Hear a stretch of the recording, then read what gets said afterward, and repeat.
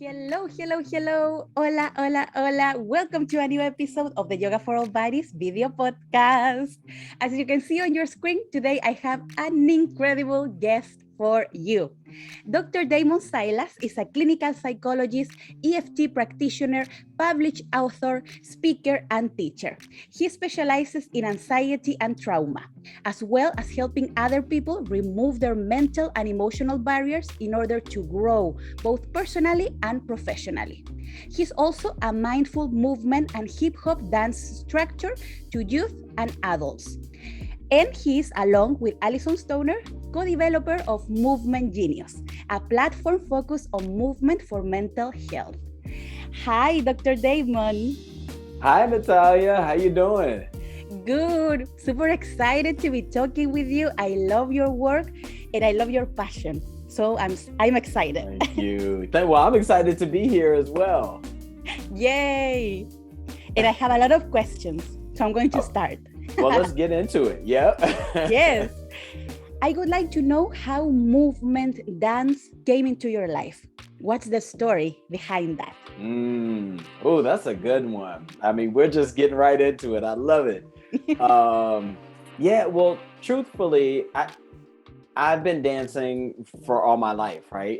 It's one of those things that when I look back on my history, like I was always that person in my family who was dancing. So, my parents growing up, they would have house parties and I'd be the one that they'd call down to like entertain them, like come dance for us and like show us your moves. And I just would always I really started to emulate and imitate like Michael Jackson growing up. And I grew up also like in the hip hop as hip hop was being birthed. And so I was fortunate enough to witness what breakdancing looked like and what, the dancing at the time looked like. And I wanted to do it. And so I taught myself, but also I had an older brother who was dancing. And so I wanted to be like him as well. And I just continued to dance throughout my grade school, middle school, high school career. And I started dancing a lot with my sister. Her and I would start doing different talent shows and all sorts of things just that were local to where we were. So it's always just been a part of who I've been. And to me, it was a way to express myself when words otherwise couldn't express what I was feeling. Love it. Love it, love it, love it. Yeah. And I know you mentioned a lot mindful movement. What is mindful movement and how it connects with mental health? Yes. So I actually came across the whole concept of mindful movement after meeting Dr. Jamie Marich. And Dr. Jamie Marich, I actually took a seminar from her several years back. And she was teaching something different. She wasn't even teaching about mindful movement. She was actually teaching about a therapeutic technique, EMDR, eye movement desensitization and reprocessing. But in between, while we had breaks, she had a table set up that had her book out called Dancing Mindfulness. And at that point in my career, I'd been a psychologist for, over 10 years. And I always kept dancing Damon separate from the professional Dr. Damon. I never let those two worlds collide. As much as I love dance and as much as I love therapy and psychology, those two worlds just never collided. And I had been a professional dancer since 2002, and I became a professional hip hop dancer with a group in DC, Culture Shock DC. Shout out to Culture Shock. But I actually, from the time that I graduated from grad school is exactly when I started my professional dance career. So there I was in my career, in those two different careers, and never combining them, met Dr. Jamie Marich, and she had this book called Dancing Mindfulness, and I was immediately intrigued. And what she was telling me was she has used dance in her recovery. And, from trauma and all sorts of different things. And she said, please take this, use it as you see fit. And it's so gracious, like oh gosh, she's just great. And she actually happened to be the person who introduced me to Alyson. Ooh, I'm going to get into that story. Yes. Okay, yes. Yes. Yeah, so she's been instrumental in giving me permission to combine something that I didn't even know was doable.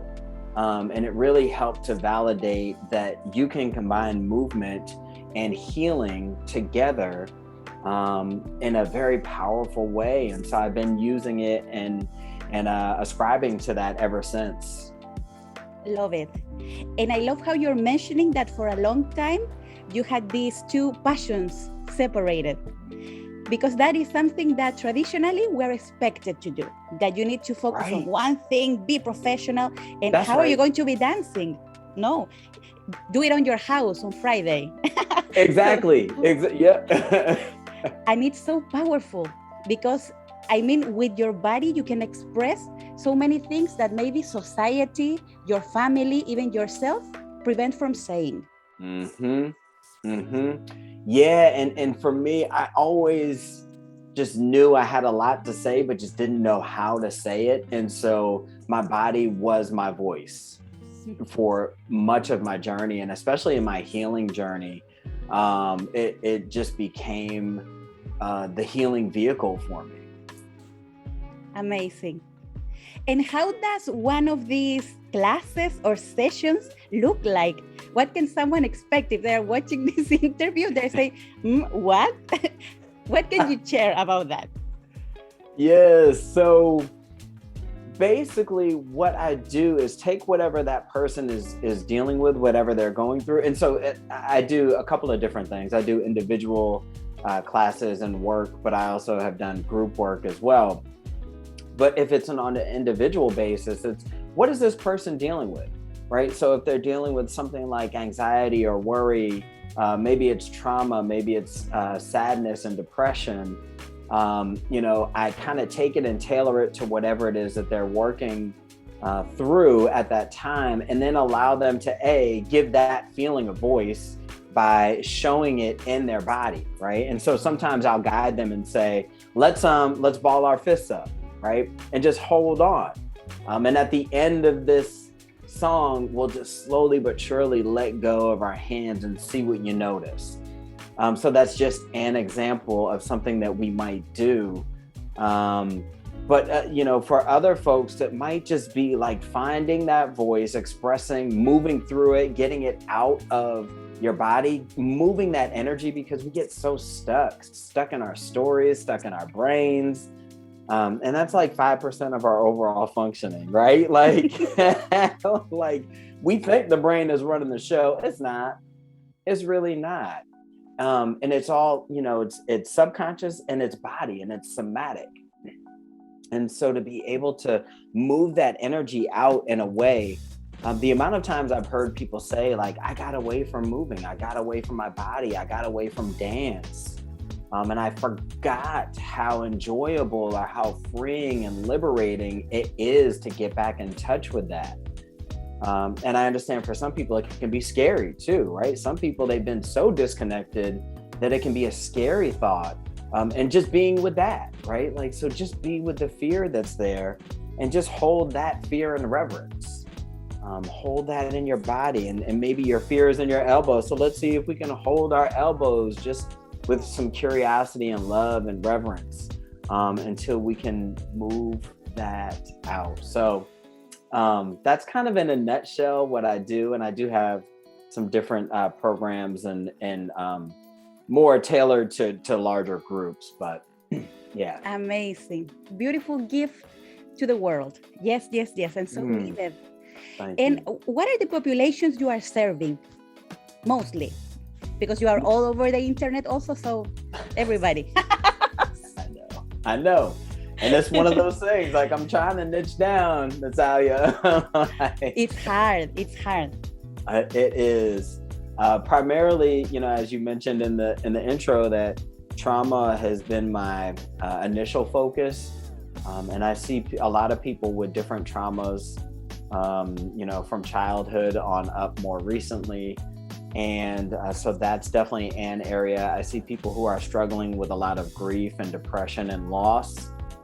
So that is certainly a population that I work with.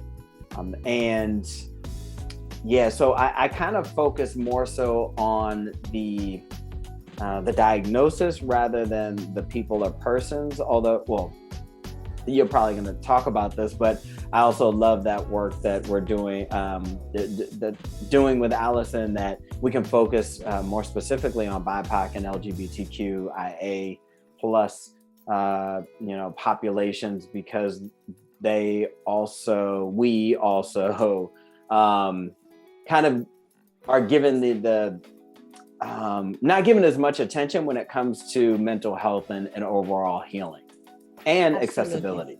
Yes. So now that we're talking about this, I know you are co-developer of Movement Genius. What is Movement Genius, and what's the story behind that? How did you meet Alyson Stoner? How did you create this project? Who are you serving? Everything. Everything about Movement Genius. Yeah. All right. So I got to do a little shoulder shimmy for this one. Yeah. So as I was mentioning earlier, Alyson and I were connected by Dr. Jamie Marich. It was during the height of 2020 when we were all quarantined from COVID. We had the George Floyd being murdered by the cops. And so it was just kind of a hotbed of everything that was coming to the surface for people. And at that point in time is when Jamie connected Alyson and I, and she just reached out and said, "Hey, I have somebody who follows my community. Do you mind if I connect the two of you?" And I was like, "Sure, let's do it." I'm always like, I love saying yes, especially with any opportunity. One of the things I'm working on is saying no. Also hard. Right.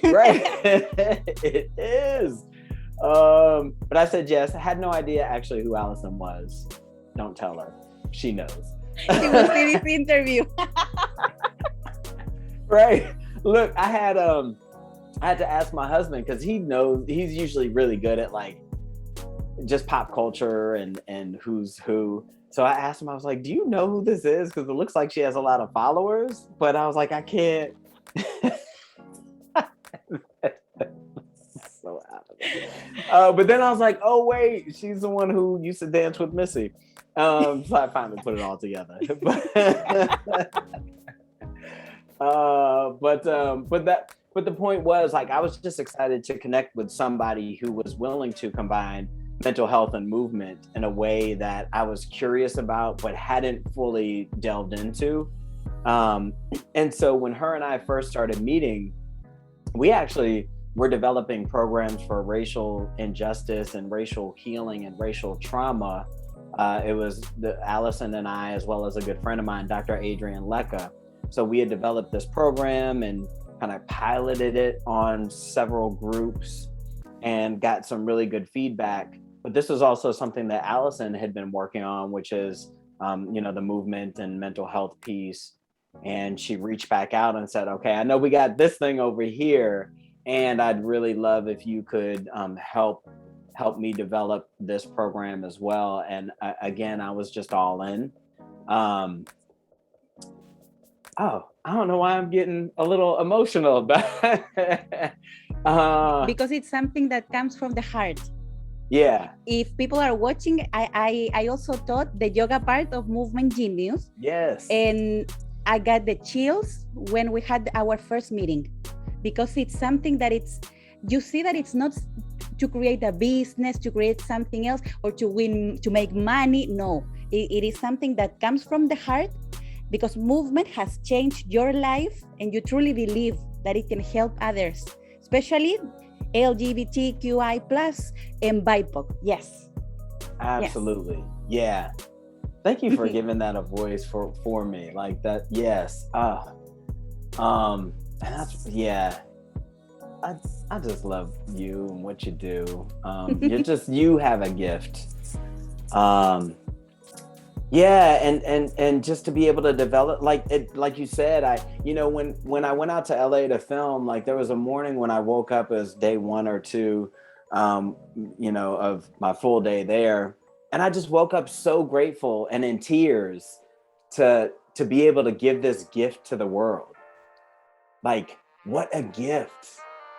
And especially to populations who, again, are underserved, are disregarded in the overall wellness industry.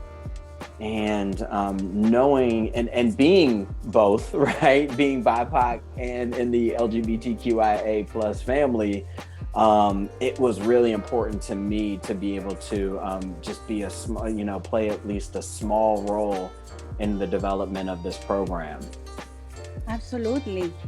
And I truly believe that representation matters. And I know that maybe the youth, the people that are now joining Movement Genius, they see that that in the platform exist diverse bodies, diverse minds, diverse cultures, and Yes. that's a gift by itself. Just by putting that content out there in social media, in the media, actually, it sends a message, a powerful message that maybe you grew up, and it happened to me, for example, as living in a non-traditional yoga body. I always thought yoga is not for me. So I was scared of going to a yoga studio because all the pictures were thin, white, blonde, Cirque du Soleil. Right, Yes. right. So imagine, you see in social media and you see yourself, you see your story, you see your journey. Yes, that's how Yes. you make change. Yes, and that is it. Like, and growing up, I never saw many Black doctors, for instance, and even going through my schooling, I didn't even know there was such thing as a grad school, like literally until my senior year of undergrad.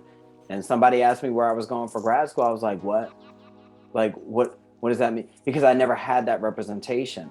I never had the representation of somebody who identified as gay and looked like me, right? Or and so I just, yeah, it really is an honor to be able to be that representation, like you said, for the youth who otherwise might, be looking for somebody who they can just identify with just a little bit more and not feel as alone. Mm-hmm. In the same line, the other day I received a message. I don't know the age of the person, but on Instagram, and it said, I wish when I was growing up, I would have found you. So I would have known that it was okay to live my life in the body I have today. And of course, all those things, I also cried. Yeah. Right? Yes.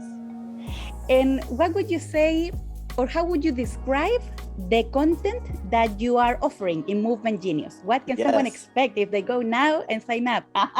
Sure. So really it's for everybody again, but it's, we did want to have that particular focus for those who otherwise wouldn't have access. But really it's just about getting in touch with mind and body, full mind, body health and wellness. And what Alyson and I do, our part is we just offer open movement, and we do some of the things that I was talking about earlier, which is taking different emotional states or different feelings or experiences and embodying it, right? Like, how can we move those emotions through us so that they don't stay stuck? And so we give people a way to express their emotions that's healthy, that is helpful, that's effective, that's proven, and it doesn't take much but just like being open and willing to try. And so her and I offer a couple of different classes for stress and relaxation, and then I actually offer a Dr. Damon's daily reset. And so it's just a couple of really short resets that you can do throughout the day. Whether it's something like breathing, just becoming aware of your thought process, rather than have your thoughts and your emotions run you, you get to take back that control over your emotional states, right? And so it's helping people gain a greater awareness of how the mind and body interact. right? So one of the things that I love to teach people is, even when we talk about something like anxiety or sadness and depression or even trauma, identifying where in the body it shows up, right? Those are things that we don't really think about, right? No. And so to be able to shift the awareness to say, oh, there's my anxiety in my chest. Okay, what size is it? Like, is it big? Is it small? What's the color of it? Is it red, yellow, green, blue, black? What's the texture of it? So we start to gain, again, an awareness and an ownership of those things so that they don't just automatically run the show. And too often for so many people, their emotional states and experiences in the past run their programming now. And so we want to regain and take back that control that has been taken from us. So needed. One more time. Yes. And it takes time, and it's a process, because I see a lot of people that maybe are aware of their trauma, their depression, but they just stay with like trying to talk it out. But it is body. Yeah. We store it in the body remembers, yes. So it's not only here, it's all over. And for example, I don't dance. I only dance in parties and at home. Yeah. So you dance. So you do. So I dance actually. Yes. But I made the parallel with yoga, that it's also an embodiment practice. Mm-hmm. That once you start like peeling the onion, you start reconnecting with what you need, at the end of the day, who you truly are. Yes. Yep. Love it. Yeah. Can I just share too? I had to use, with one of my clients recently, I had to use something that you had said in one of your videos, which is just like using props, the importance of using props, and, to support you in your journey. And I asked and this person takes everything on for herself and has a hard time relying on other people. I said, do you do yoga? And she said, yeah. I said, what do you think about props? She said, oh, I tell myself, like, I don't want to use it. And I said, see, this is it, right? Like, that's how you show up then in life too. You tell yourself, I don't need this support, but your body does need it. And it's okay, because the more that you use it, the more then you can maybe not have to rely on it as much. But it's regaining, again, that connection to how we show up with our body, and in our bodies is probably how we show up out in the outside world as well. Yes. And for example, in the same line of using props, for me, when I'm teaching and I'm offering the props, it is a deeper message. It is something we live in a society, and especially as, for example, I'm a Latina, and I had to build a name here in the United States. So we are used to live in hustling mode. That's fighting, right. That we need to do it. So if you ask for help, you're weak. Mm-hmm. So the message I give once you're on your mat and using your props is like, it's okay to have support and to ask for support in your practice and in life. Yes. So it translates. If you do it and you normalize it in your practice, you will know that saying, I need help with this is perfectly fine. And it's the right thing. That's right. And sorry, I don't want to take us up, but it's related, because I just had like a pretty serious back injury. And I've injured my back in the past before, but this one was like pervasive. It was a stubborn back pain. It lasted for about a month, and I had gone to chiropractic care. But the one thing that really helped tremendously was yoga and breathing.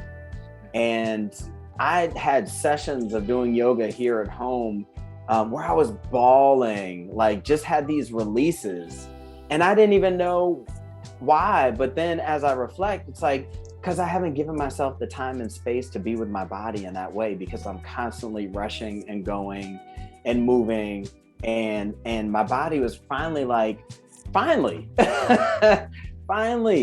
you give me time. And I use props. And before I wouldn't have used props. And now I can actually, like a month or so later, I'm more flexible than I've ever been in my life. Yes, yes, yes. Love it. Thank you for sharing that, because this is normalizing the use of props. That's one of my flags. Yeah. use the props, please. And look, I'm going to tell your audience, we didn't talk about this beforehand. This is amazing.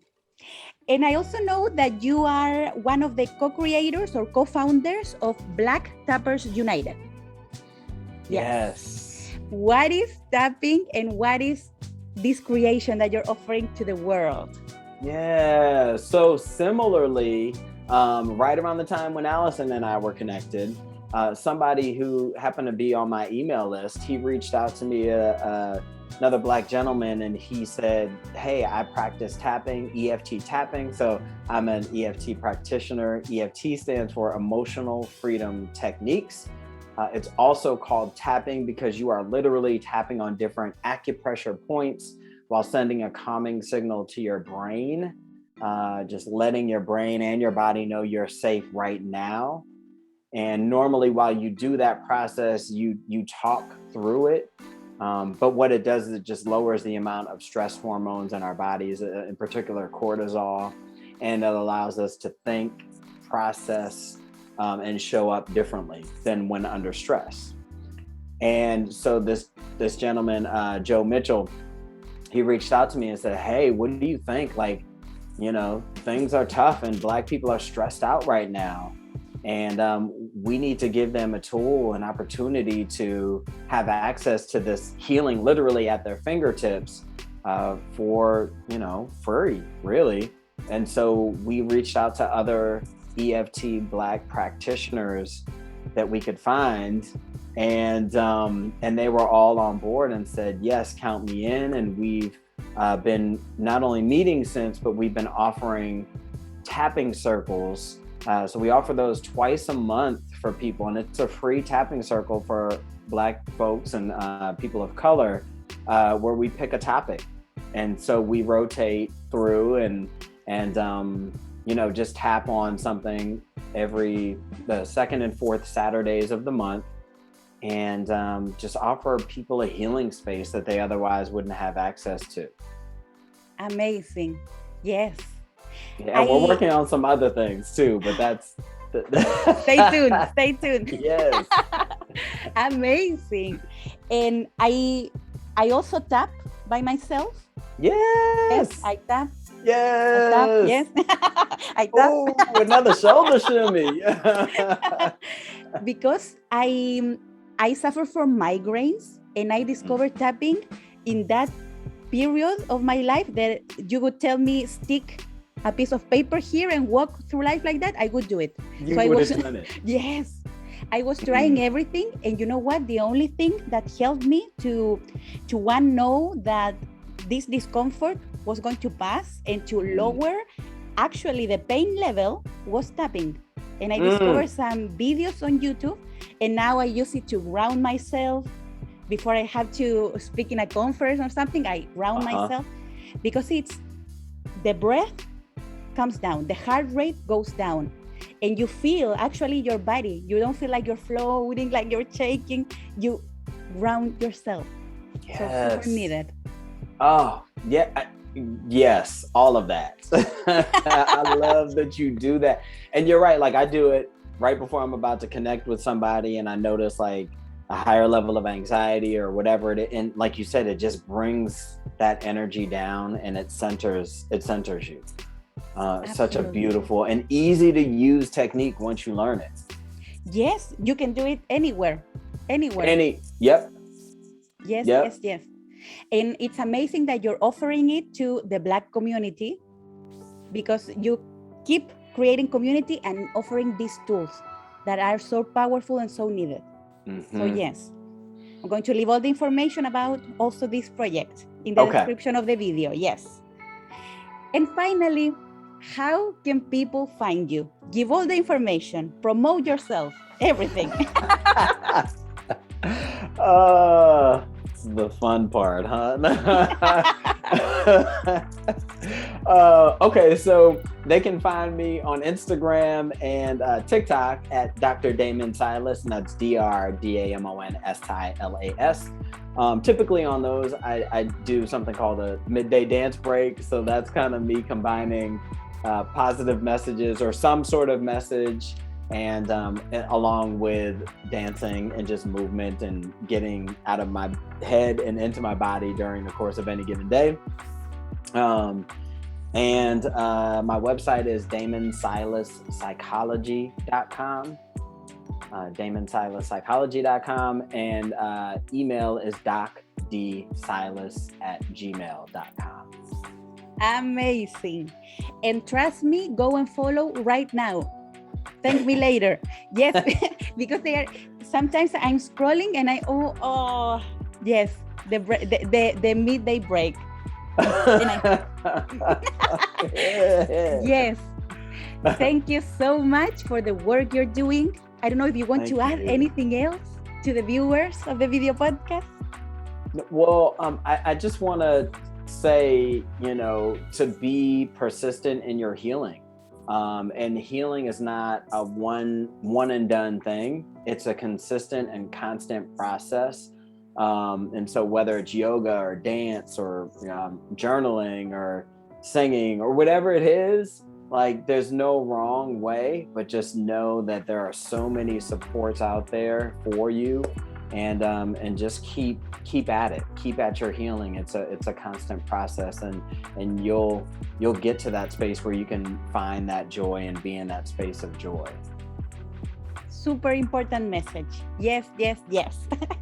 Thank you so much for sharing your work, sharing your passion. Thank you. A big hug. Thank you. Hugs to you, and thank you to your audience too. And a big hug in your homes. And I will see you very soon in a new episode of the Yoga for All Bodies video podcast. Bye. Bye.